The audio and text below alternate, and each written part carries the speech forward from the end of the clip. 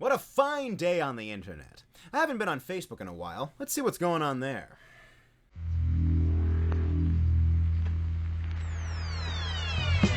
Now today we're going to be exploring a page called Southern Sketch Comedy. Southern Sketch Comedy has a very blank about page, but judging by the name, I get the idea that it is appealing specifically to people in the Southern American states, cowboys and ranchers and whatnot. But the main draw of Southern Sketch Comedy is their video content. They really run the full gamut here. Pranks, hacks, sketch comedy, my grandfather learned this trick in the military. Are you supposed to leave the bottle cap in the toilet, or did you just do that on accident? Where are you going with this? You dumped a whole Corona in there, so it looks kind of like pee. Now you appear to be making a Molotov cocktail out of M&Ms and rice vinegar. And your grandfather learned this trick in the military. They really do all that pretext about protecting our freedoms and whatnot, but it's really mostly about ruining toilets. Okay. You're just mixing stuff together at this point, aren't you? What? That's nothing! You did nothing! Couple buys groceries for young mother. That's gonna be sweet, right?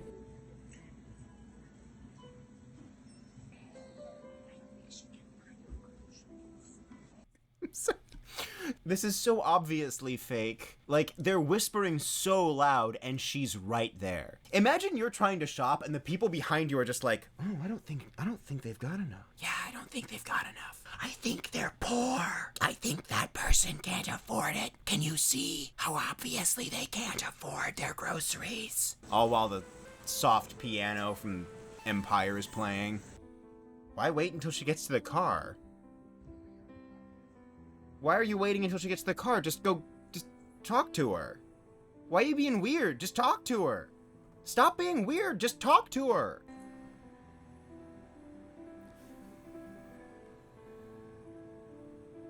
No! No! Don't do that! Don't do that, that's weird! That's not nice, that's weird! If somebody plants anonymous groceries in the trunk of my car, I'm assuming they're trying to plant evidence on me. Fun craft for couples to do together.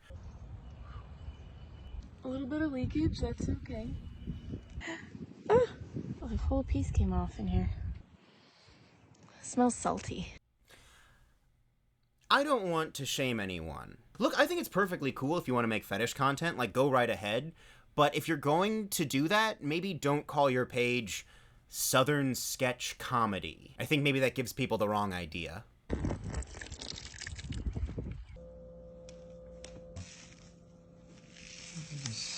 Yeah, I don't like the way he's touching that.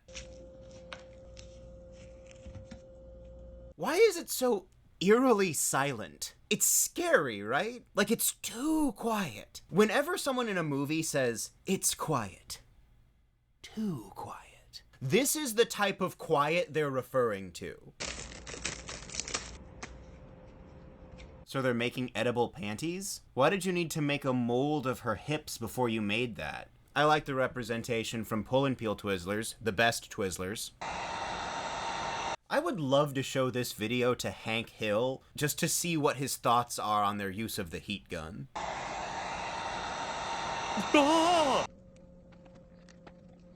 Right? Like, I'm right about the quiet. Because it's not just quiet, there's like a slight whistle in the background, like you're going through the forest at night and the headless horseman is waiting by the bridge. I can't be the only one picking up on that. Also, you can just buy edible panties. It's not gonna have the loving touch of homemade, that's true. They don't even fit. How they fit? They look so good. No, they were too loose. I saw that. They were too loose and then you cut and then suddenly they fit perfectly. Almost like you, I don't know, changed the amount of Twizzlers. Like you cut and redid them in the back. All that work, making a perfect bust of her hips to make tailored edible panties and they don't even fit.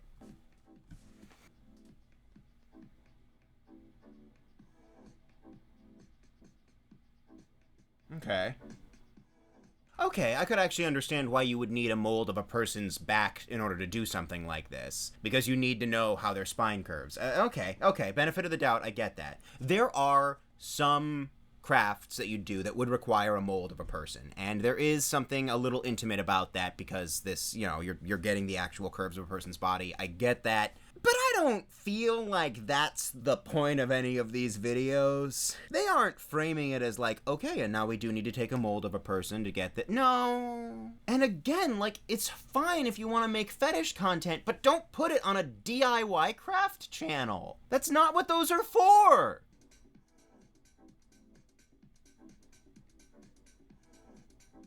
Congratulations, now you have a chair that fits you when you sit in exactly one position.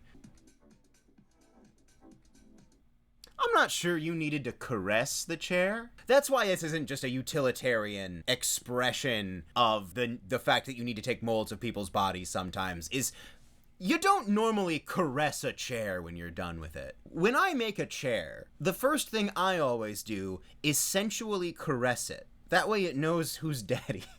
I think it's interesting that this video opened up with the craft that involved snipping off a woman's shirt, and then the rest of the crafts were various things you could do with metal drums. Piercing prank on my boyfriend. Yup, not the birthday gift she was expecting. Babe, why am I still blindfolded? How long is this gonna take? Wait, that's a really good joke. The best jokes in these are ones that I don't think they intended. Putting your divorce papers in a magic marker, that's comedy right there. That's not the joke they're going for, but that's good. All right, we're starting with a weird little curveball here, where instead of just handing her the jar, he's going to be handing her the jar in a vat of goop. So many Facebook videos involve putting human body parts, no, not even human body parts, putting anything in a vat of goop, letting that goop solidify, removing the thing, then pouring more goop into the first hole, breaking apart the first layer of goop to find the new goop has formed to the mold of the first goop. I don't think that's a bad thing, but I do think it is wild that that is a pattern. Honestly, there's more goop-based videos on Facebook than there are goop-free videos. I feel weird commenting on this type of stuff sometimes, because this is really fake. Like, it's obviously fake. It's so fake that there's no way they don't know it looks fake, right? And I can't but feel like a huge part of this cottage industry of Facebook videos is built around engagement, and it's built around people commenting something. So if it's fake, and it's so fake that it ticks you off, and you comment, hey, this is really fake, you've really just kind of helped them out. I feel weird making this video, actually. Like, have I just become a part of their industry by doing this? Do they want me to make fun of them? Do they want me to call them out for this? That's the thing, though, right? Either you believe them and you comment, great prank, and they get the engagement. Or you don't believe them and you go, wow, obvious fake prank, and they get the engagement. There's no way to genuinely criticize them. She turned hot to get into the party. Yup. We are meticulously watching her get dressed. What's over here in the comments? Well, why is he don't look anymore? I'll play the game of Facebook. Dang straight. I'll play the game of Facebook. That security guard had to not be paying attention to her for the longest time. Oh my god, turn around. Get to the punchline. I think that's what's upsetting me the most, is that I know what the punchline is. We all know what the punchline is. And this is every single video on this platform. They all take like 4 times as long to get to the punchline as they should. They never get there. And then when you get to the punchline, you assume, because there was all this buildup, that the punchline must be something you weren't expecting. Otherwise, why did you build it up for this long? But no, you get there and it's exactly what you thought it was gonna be. What's he looking at? What is it? You can't see through that. The curtain is down. And no, I know that's not just the way the windows are colored. The curtain is down. I can see right here, there's a little fold, so there's a curtain down there. Why are they all this long? There's gotta be a reason for this, right? Like some algorithmic thing or something, because they all do that. Yep, there we go. There we go. A lot of these really have sort of the mystery element. You show up and you're like, okay, they're doing something. They must be doing something here, right? And then you get to the end and realize they weren't doing anything. They were doing absolutely nothing the whole time. It's like J.J. Abrams' Mystery Box, but taken to Facebook content creation. God, you are so right.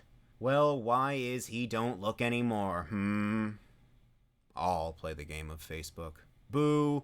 Middle fingers, please stop with the nonsense. Dumbest video ever. What a stupid video. Total bad acting. My neighbor's washing is broken. Everybody in here is complaining about the video. Planned. Waste of data. Staged and stupid. Load of shite. So stupid. Better acting next time. Everybody thinks that they're so smart for pointing out how dumb this is. And that's what they're counting on. These videos assume that you'll be angry, and then you comment about how angry you are, and then they get the engagement, and it ups them in the recommendations. And then I'm here, doing the same thing, being part of the problem. I'm so confused, because I get angry at the video for being so terrible, and then I get angry at myself for getting angry. It's like I don't get to have a correct emotion. God told her to do it. All right. Yep. You want a thick layer of that. So do you need me to say it, or? Watching this, I just can't help but imagine pointing this out to the people involved and being like, you are aware this is sexual, right? And they're like, whoa, sexual? I didn't think we were making any sexual content. Hey, did you think we were making any sexual content? And they're over there just like putting 2 fingers up pineapples like, what? No, I didn't think this was sexual at all. Bad idea. Brilliant outdoors hack for girls. Okay, well, starting off, I don't like that toilet seat cover reminds me of my laptop cover. Okay, cutting into it in case the toilet needs to pee. There were an infinite number of ways to frame this shot. Now, I can understand why a system that allows you to pee standing up would be helpful. What's the tube for? And why did you need to drill a hole through the top of the toilet to do that? And now she's gonna drink it, and then we're going to wait a couple of hours until she pees it out.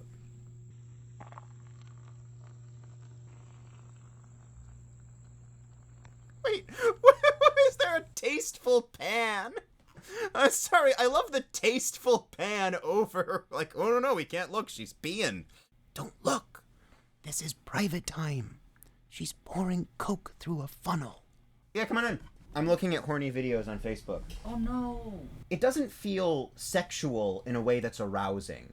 It feels sexual in a way that's leering. It feels like voyeuristic in a way. Have you considered, you keep saying that this isn't the place for it? Yeah. Have you considered the opposite in that Facebook has always been a place for voyeurism and exploitation?